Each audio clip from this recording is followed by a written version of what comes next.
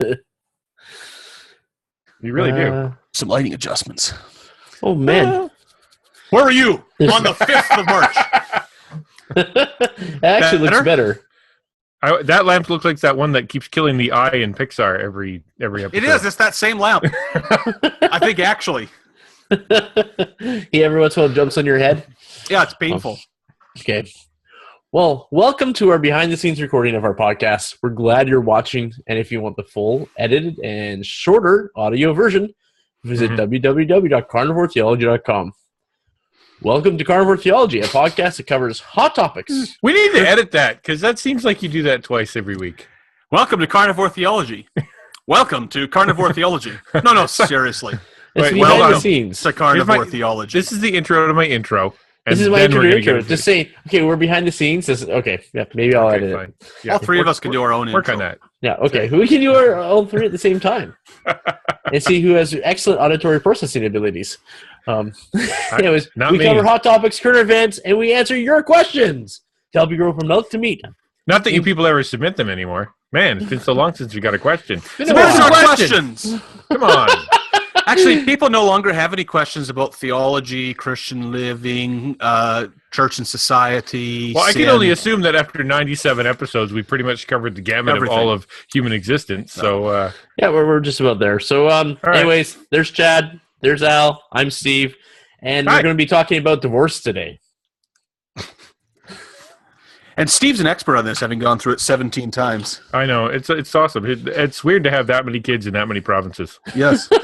It's not quite true. He's not even sure what to answer. Anybody else going to go around the interwebs now? Yeah, that's right. Right. The bastion of truth. Fake news, I say. Fake news. Yes. He's going to be up for some sort of position at his church, and they're going to say, well, I heard. I can barely handle my one wife. You ought not handle women. No. She can barely put up with me. How's that? There you go. That's better. That's right. Actually, in all seriousness, wouldn't polygamy be awful because you would have to deal with so many different interpersonal relationship issues? And you know, the other thing that would be awful is that my understanding is if you get the same amount of a bunch of women in the same area, they eventually their cycles like sync. Yeah, not talking about that. Can you imagine? No. Don't want to talk about there. Nope. Just saying. PMS is a thing. Al knows a little too much about this polygamy thing. I'm not saying I haven't given it thought. I'm just saying that to me, being surrounded by a governance of, or what do they call it? A parliament of women? Are they called? What's a group of women called? A parliament? Gaggle? A gaggle of women that are all on their cycle would be bad. An all-powerful force is what I call them. That's right. Right, on the edited version, we're going to have to cut this entire start out. Al's got his job cut out for him. Hey, Al, you want to do some updates? You know what? I thought we haven't talked to people in a little while, so let's talk about what's going on in our life just quick. And because it's really important that people, they want to know, that because if there's one thing I've learned in the last while here, it's that people really do care about us, about me specifically, and about what's going on in our lives. And so just to give them a quick update. What's going on? Caring about something? What?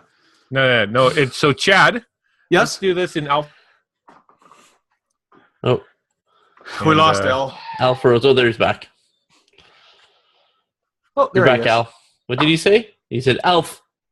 I said we'll do this in alphabetical order, so Steve can go last and reverse alphabetical order. Okay. We're going by first name. Yeah. Alberto! Chad's always in the middle then. Right. All right. So my life has been exponentially difficult and growing more difficult over the last couple of months. My wife's been in the hospital, and it's been really hard. She's had some medication issues that have caused some real problems with us, and so we thought she was better, and then she wasn't. We thought she was better, than she wasn't, and so it's been a long, arduous journey that doesn't seem to have much of an ending right now. But at the same time, we have a plan. So I'm going to, if you're going to pray for us, pray that for me, I'm getting lonely and I'm sad, and pray for my wife for her continued recovery. Pray for my kids that this would be a time of personal growth for them, and also a time where they'll see God in action. And our church has been awesome, and we're just so thankful for having such an amazing church that's taking good care. They've been cooking for me for the last 7 weeks. Like, it's been incredible. So that's my life right now. Shadow, what's your life been like? I built shelves in my garage yesterday. They look really nice. Nice work. You put pictures on Facebook. Yes. Speaking of faces, hold on. What happened to yours? He fell in the lawnmower, obviously. Honestly, did you? I was Did sanding, you use your beard? I was as sanding the nails. I was sanding some of the plywood I was working on, and it kind of got away from me. Honestly, you look awful. Awful handsome, I know. No, Fix it immediately. you look like Justin Bieber. What do your children think of this change? I refuse to answer on the grounds that my children might agree with you. The Democratic vote is in among all who love you. This is not a democracy. What does your wife say? That's right. Oh, See, It's not a democracy, obviously. I think that we should. Let's move on. I think we need to hear what's going on. what peer pressure drove you to this madness? Are you? Is it like some kind of reverse Nazarite vow that you've taken? Pretty much, yeah. Are you only drinking wine? I have to touch only dead people, drink only wine. It's hard on the living, but have you ever had one of those days where you've got your razor out and you think to yourself, I'm pretty confident there's a 3/4 inch guard on this? And then you know where to look at it. We know exactly where this is going. This is Chad. Oh. It's like 6 a.m. You got your and you go, I don't look all nice today. Oh, that doesn't look all nice. So, anyhow, Steve, what's going on with you? Yeah. Not a lot. I've been really busy with work and Beard looks good. Actually, I just took 2 inches off again. Like the last 2 months, I've taken 2 inches off each month, so it is getting slowly shorter. But man, it's yeah. But every time I cut, there's more gray in there. If you look closely, you can see there's actually gray hairs. We need to send you into a shop and do one cut where your beard is perfectly cultured, so you have like no long, like everything's just exactly get all combed up nice. That would cost money. Well, just once, and then get yourself like a nice button-up checkered shirt, and then you can be a lumbersexual. You first. I didn't realize there was a gender identity for that. All right, that's cool. I did go in there. Okay. So that's the update. And some skinny jeans. Mostly, we just asked you guys to be praying for Al and his family. I appreciate it. That's so important and so heavy on all of our hearts. So, well, you know what, guys? I love hanging out with you guys, but we have to get into this really depressing topic. This topic. Well, I want to thank. Why though? Yeah. Why? I want to thank. Why? Oh, let's not. So, guys, the Gospel Coalition a little while ago collected some information about divorce rates, and I sent you the link a little bit earlier. I don't know if you had a chance to look at it, but yep. Nope. So if you're a nominal Protestant, your divorce rate actually goes up above the average. Yep. Really? If you're a conservative Protestant, so a little bit more churchy going, a little more conservative, it goes down by 10%. And if you're an active conservative, like going to church and protesting, bad things, it goes down by 35%. So that means something. But then you look at Catholics. A normal Catholic, average Catholic, it goes down by 18% compared to the normal population. Active Catholic goes down by 31% less. If you're Jewish, now this is really crazy. If you call yourself Jewish, it goes up by 39%. If you're nominal Jewish, it goes up by 53% above average. But if you're an active Jew, it goes down by 97%. Wow. So I'm looking at that, and it seems like the more conservative or more active you are in your church, more faith, more faith, more practice, your divorce rate goes down, which means something. I'm going to let Basically, what Steve is saying is, if you are divorced, have had a divorce, or are thinking about a divorce, you're probably not as good a Christian as Steve is. No, okay. So CBC, CBC did a little poll a while back, 2010, And the average Canadian percentage is 38%. It's not 50% like everybody says. It's 38%. And most people, here's the problem: is that most people are likely to live together before marriage. Mm-hmm. So it skews the marriage statistic because people aren't getting married. Yeah, it's not counting common law relationships. When you look at the statistics for common law relationships, the breakup rate is actually way higher. Like it's because obviously you're not committed. Shanti Feldman, who is a Christian author, she did this other study, and I can't remember who it was commissioned by, but she said it's about 33% for Christians, so it's less for Christians. And all the statistics that Steve just gave show basically the answer is, or the thing is, the more committed you are to God, the more committed you are to expressing your faith, the stronger your marriage will be, and the less chance you have of divorce. That's what the statistics say. However, that doesn't mean we don't see a ton of divorces in our church. Yeah, that's a question I had for you guys. Have either of you dealt with a couple in your church that were getting divorced? It can be just a simple yes or no. We don't need any details, but yeah. Yes. Well, you know what is that I think the reason this was spawned is because there was someone who actually asked us, like we have a lot of people in our church that are getting divorced, and then I'm experiencing friends getting divorced. A lot in that question concerns me. Well, that's it. Is that so? What do I do with all these people around me that call themselves Christians but are seeking divorce, talking about divorce, have been divorced, are on multiple marriages? How do I react to this? And the truth is that, in short answer for me is, I've seen a lot of divorce in our churches. A lot of single women that come in that are divorced. A lot of I've even seen pastors cheat on their spouses. Like I've just tons. Chad, what about you? I'm gonna go with Steve's original question. Just say yes. Yeah, because we weren't supposed to elaborate. Yeah, well, it's up to you. I was giving you the easy out, and Chad took the easy out. So no, it's to my mind though, it is an unfortunate reality, but I have seen the difference. I've seen in our culture a pretty high priority rate on marriage, and I've seen in our churches a pretty high reality rate on marriage, but divorce still seems to be just about everywhere. Yeah. So even though you've got a nuclear family that seems good here, maybe an aunt or an uncle, or in a workplace, all of us are impacted by it. I think that's the way I'd look at it. Maybe it's like that thing where, if you buy a red car, suddenly you see red cars everywhere. If your wife gets pregnant, suddenly all the girls you see around you are pregnant. Like your perspective changes when you get impacted by that truth. Yeah. Can I jump in here, guys? So we do have this is actually a listener question. Okay. I try to sum it down, but the question is, in a church where we see a couple going down that divorce path, or separated, or thinking about divorce, as fellow Christians in that body of Christ, what can we do? What is our biblical responsibility? How can we help? And I think basically they want to know from some pastors, from you guys, what are some of the things that we can do as fellow people in that same body of Christ? Before I'll let Al kind of get into the first answer to this, but before I do, I just want to set one thing in here. Because of the question, we're going to be very focused on one particular thing.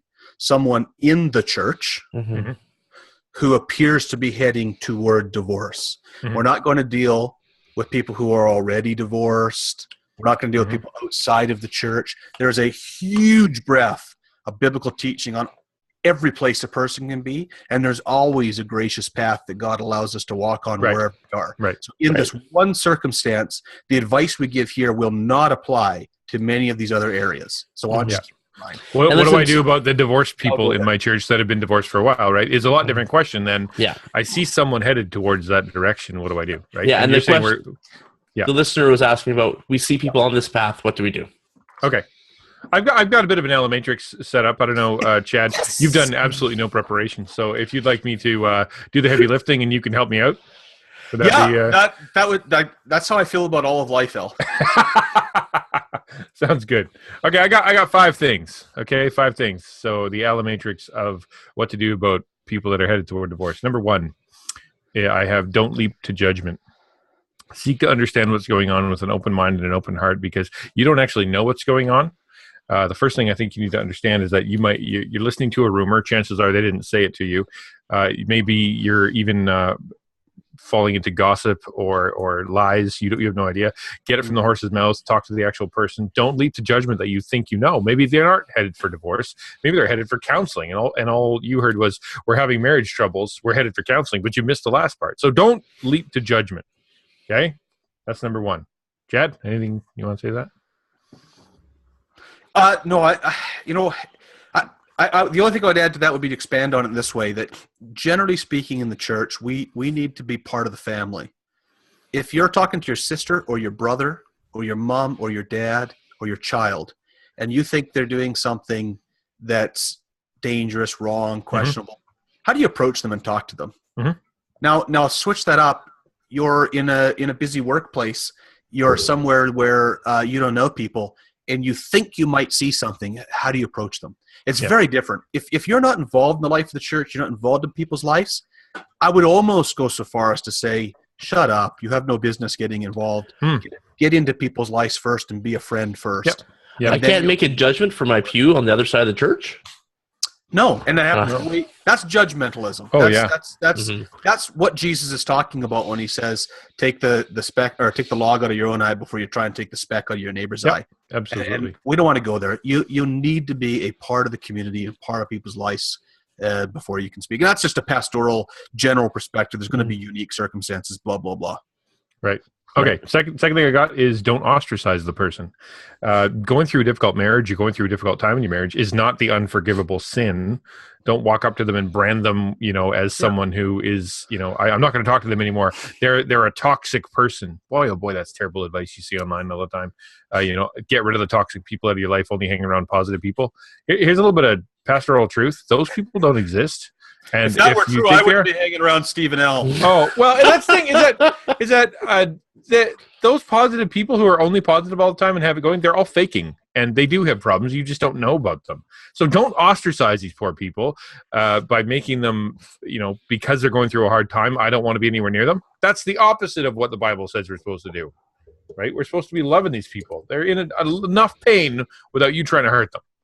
Yeah, the whole idea of ostracism, by the way, the ostracan were ancient Greek vases. They would break them up and they would write on them people's names. And when you had the Greek democracies and you had someone who was considered to be guilty of treason, they would write certain names on the ostracan. And if you were on there, so the whole group of traitors would be there, but they'd only write like 1 out of 10 or something on there. I don't know. They had some different systems. And if your name was found on the ostracan, then you lost your citizenship and were thrown out, shunned. Wow. That's how it's coming to the English language. And the idea about it was that this is something so serious that it would destroy the community. And there's a little bit something akin to that in church discipline, perhaps. But you would never do that with your family in the general give and take of figuring something out. And I think, did I die? You guys have all frozen. Oh, Steve's back. Yep. You just. I don't know if Al's still there. You got chunky. You got chunky. Okay. So if I'm back, all I'm saying is that whole idea, that whole concept, the way it even came into our language is a very extreme measure for like high treason. You don't do that to your friends. Yeah. I thought the ostrich was where large flightless birds go to the bathroom. No? The ostrich can? Okay. Okay, number... Ostracan. Okay. Third on the Alamatrix. Third on the Alamatrix is hold the marriage line. Hold the marriage line. In other words, you need to commit that you believe in the value of marriage and the value of commitment. Now, you may look at them and you might think, you know what, they should be free of their lousy spouse. I really like that they have this new love interest in their life that seems pretty cool. Or I just hate what that other person's doing to them. They're just such a mess and I can't believe they're dragging them down. So basically, you need to commit. That you're being informed by watching Grey's Anatomy. Oh, well, that's it. Or every movie, every romantic movie out there where someone finds their soulmate after they get married. Don't be informed by that. Hold the line of committed, covenantal, biblical marriage, because this isn't about feelings, this is about faith. Just, if you're give you another one. If this person's like, you know what, I've been just growing spiritually so much, and my husband or my wife is just not growing at the same speed as me. And my small group leader is just, he's a single guy. and he's just so much on my level, and we just connect so much. And I just really feel like God is just calling me away from my pagan, horrible, husband or wife, and I just feel like a real connection to them. Don't you think that I would grow more as a Christian if I divorced my spouse and go with this small group leader you've convinced me. It's very tempting. That's a very tempting thought, but it is absolutely not true. You need to hold the line of biblical marriage. Marriage is a picture of Jesus in the church, which is why God says he hates divorce. Divorce, the only reason it even exists in the Bible is Jesus says is because of hard hearts. Yeah. Right. And so it's not anything that God wants from a Christian is to have a heart so hard that reconciliation is impossible. Yeah, I think what I would add to that, I like to make sure that and I think that we don't in the church today, have a proper, full, positive understanding of what marriage is, and we don't have time to do it here. We do see it originates in Genesis. We do see the Old Testament develop it. Al's already pointed out from Deuteronomy 24 about divorce. The thing that was going on there was that, in this case, women, because it had to do with the culture of the time, were the victims of an abusive system. And so God gave to Moses a means of protecting them legally. And that's there are going to be issues today where, from a pastoral perspective, from a church perspective, there may be someone who's in a vulnerable position. And because of the hardness of the sinner's heart and the vulnerable position that's there, it may be part of the pastoral process that person may actually go through a divorce, and it may be biblical. It may be acceptable, but not desirable. And so we need to kind of keep that in mind. Yeah. It's never a good thing, but sometimes it might be a necessary thing. All right, let me give you the 3 biblical grounds for divorce, okay? So this is when you hold a biblical line and you're going to counsel this person, you're talking to this person, whatever, in your mind, you're holding on to the covenant of marriage as paramountly important as a reflection of the relationship of Jesus and his church, and to teach us about what it means to be under Christ and in Christ and his love. And just add one more point in there, Alan, just those things. Right. I was on a roll. Oh, you're doing great. In Malachi chapter 2, there's a discussion about marriage, and there's a very specific thing. I believe, I'm not looking at it, but I think it's around verse 2:16. 16? Okay. Where it's the verse before the one you're thinking of, I think. Where, no, it's not. Is it okay? Maybe you're right. Anyway. I have no idea what you're saying. What the prophet says is that there's a covenant to marriage, and it says you've been faithless to the covenant wife of your youth. And that's a huge thing. That's a word for treason. And there's this idea of betraying a covenant, which is really serious. And then the covenant, so that's one structure. The second structure given in is that when you're married, God made you one with a portion of the Spirit.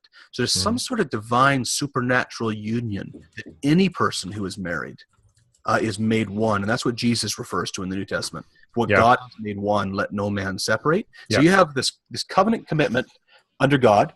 You have a supernatural spiritual union. And you have a purpose. There's purposes given to the Old Testament, but you also have this picture of Christ in the church that Al's already talking about that really elevates it into Christian mission. So you have an ethical commitment to covenant. You have a divine supernatural union. Then you have a gospel-oriented, mission-focused picture of the church. And it just elevates. So when you see this picture of marriage, you think, we don't want to mess with this. Yep. Okay, sorry, I'll not go ahead. But if you are in a position where the other person has broken this so badly, so harshly, there's so much punishment, you don't need to stay in there. Right. So as an outsider, you're looking at this, and what perspective do you give to this thing? Number one is, okay, I'm holding on to marriage. Marriage is important, but God does say, because of hard hearts and because of sin in the world, he says, okay, number one, the 2 or 3 grounds. There are 2 or 3 depending on who you talk to. Number 1 is sexual immorality. 0 for some people. It's 0. 1, yeah, 2. It's true. So have sex with someone that isn't your spouse is marital unfaithfulness. Now, that means that the covenant is broken, and therefore you have the permission to leave. Does that mean you have to? No. Optimally, it would be great if reconciliation were to happen, and it would be hard, but at the same time, that is a grounds for divorce. Does that mean porn? Does that mean emotional affairs? This is really hard right now. I'd love to hear Chad's perspective on that because, okay, so this person is completely addicted to porn, and for that matter, they're having an emotional affair with someone. They've moved out of the house. They started living with this other person. They're not sleeping together. They're there 4 or 5 hours a day. This is, and so therefore, does that count? Even though they haven't had sex yet, is that enough for divorce? I really don't know. That's something that I would really struggle with, because the words in the Bible are sexual immorality, which implies, a physical marital intimacy with someone else. That's number one. Number two is abandonment by an unbeliever, which basically means that the spouse says, "Get out of my house because you're a Christian. I don't want you in my life anymore." So Matthew 19 for your first point, 1 Corinthians 7 for your second. Yeah. And so, but the third one that you'll hear in the evangelical church, which is, it doesn't really have a biblical grounds for it, but at the same time, you can kind of finagle the Bible to say it, is emotional or physical abuse or child abuse. God, throughout the Bible, talks about how he hates abusers. He hates people who do violence on those who are weaker. He doesn't expect someone to stay in an abusive situation if they can get out. Abuse is directly opposite to everything marriage is supposed to be. Right, so it's the opposite of the gospel. It's the opposite of that picture, and so there is no technical biblical grounds that says that you can divorce, but that doesn't mean a long-term separation isn't the right thing. Yeah, so, Chad, I'd love to hear your perspective on two of those things. One is the emotional affair, and two is the physical abuse. Yeah. So now the way I take it in the big picture perspective, I just take it from a little bit different angle, in that we're not really looking for specific instances that get us out of the marriage. There's more an idea that we have the good picture of marriage that we want to magnify, but if you are the victim of abuse, you're not required to continue being abused. That's the theology we get out of the Old Testament. Deuteronomy 24, the particular issue there is unique, but I think the principle's broad. Men what they would do is they would get a bride price by taking a wife. They would then divorce her in order to marry someone else and get another bride price. And then they would divorce her and go back to the original wife. And what was happening when people were divorced in those days for these problems, they were put in a very vulnerable position financially, emotionally. So I think this would go into kind of your physical abuse, emotional abuse scenario. The divorce mechanism of the Old Testament is actually built for explicitly that. When it comes to the New Testament, the debate that then's happening is what the instruction was that the law was to protect them, the church in one sense. I mean, the mix in the Old Testament, right, with Israel church. So it may be the church for our practical perspective, but the law was to protect those vulnerable women by requiring divorce against the hard-hearted, so that they could not then remarry. A property done, so they couldn't just throw her out, get the settlement, bring her back, throw her out. They had to make a formal commitment. They had to freely release her, and they had to provide property for her. So this was a protection mechanism for the women. So I think that we can bring that forward as a principle. So when we get into those, I'm not going to look and say, "Oh, well, you got yelled at once. That's a good grounds for divorce," or "You get yelled at all the time. That's a ground." It's going to be more, what's going on? Are you being abused? and then we've got kind of this where the church can step in and help protect them. And exactly. Be a way to look.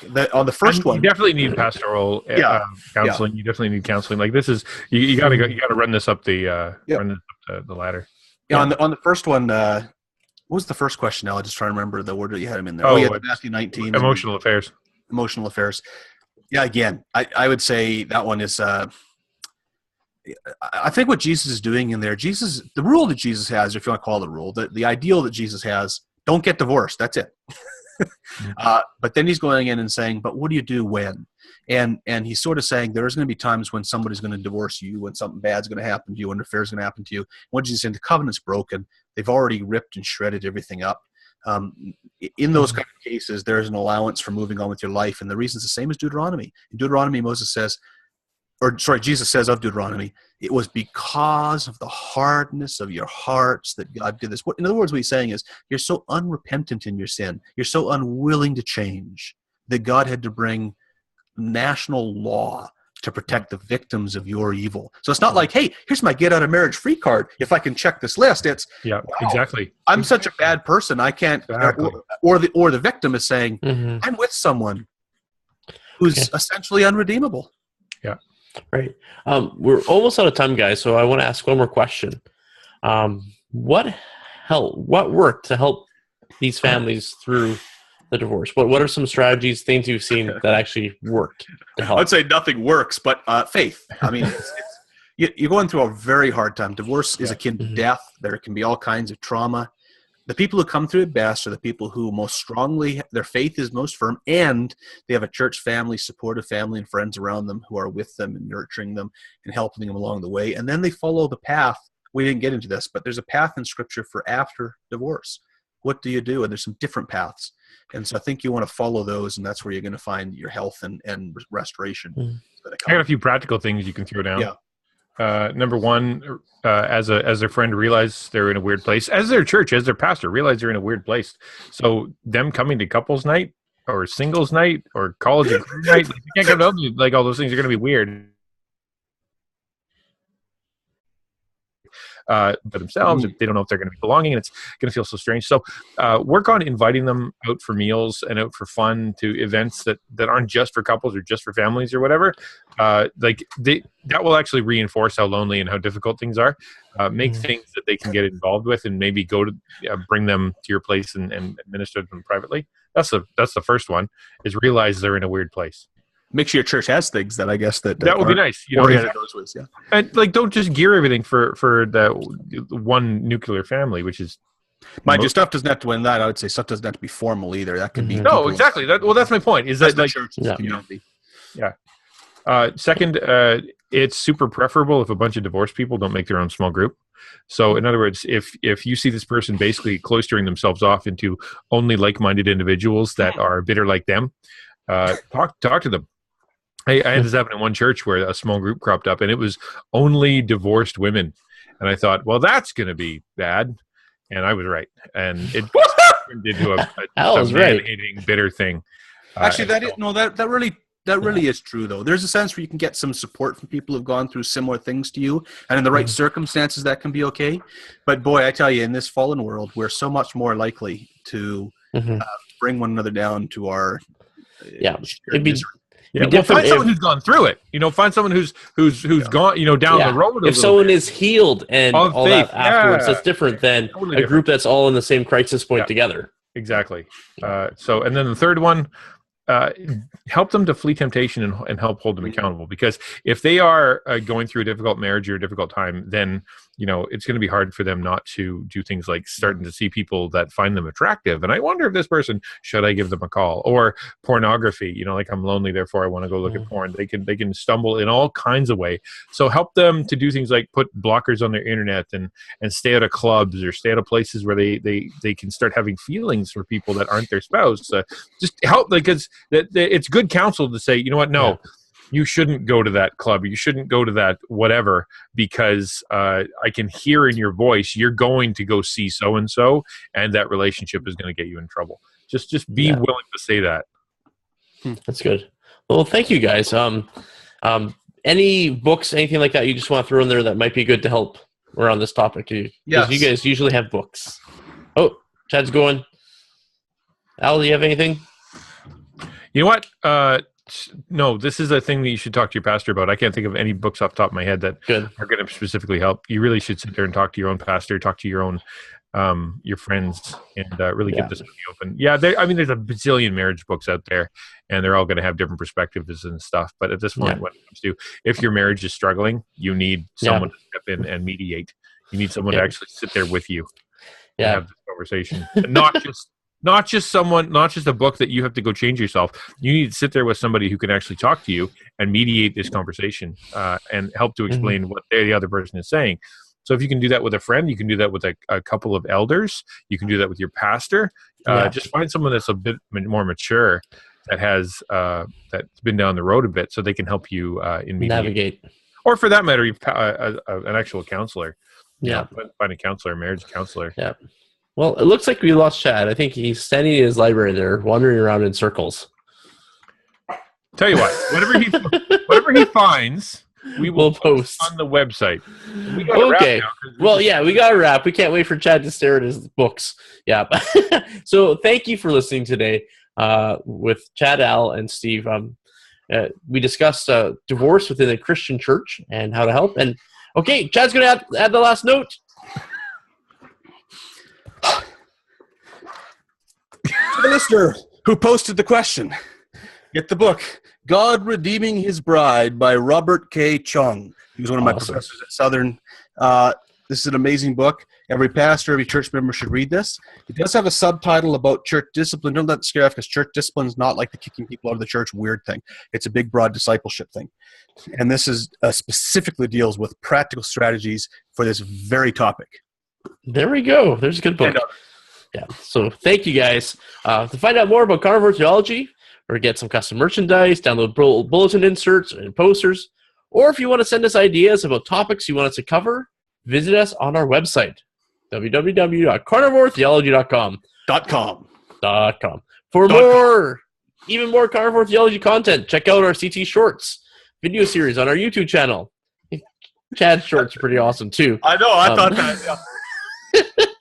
If you like what we're doing, please share us with your church and friends. Like us by on Facebook. Going and getting that thing off the website, the media pack. Go download some bulletin inserts and sneak them in on Sundays.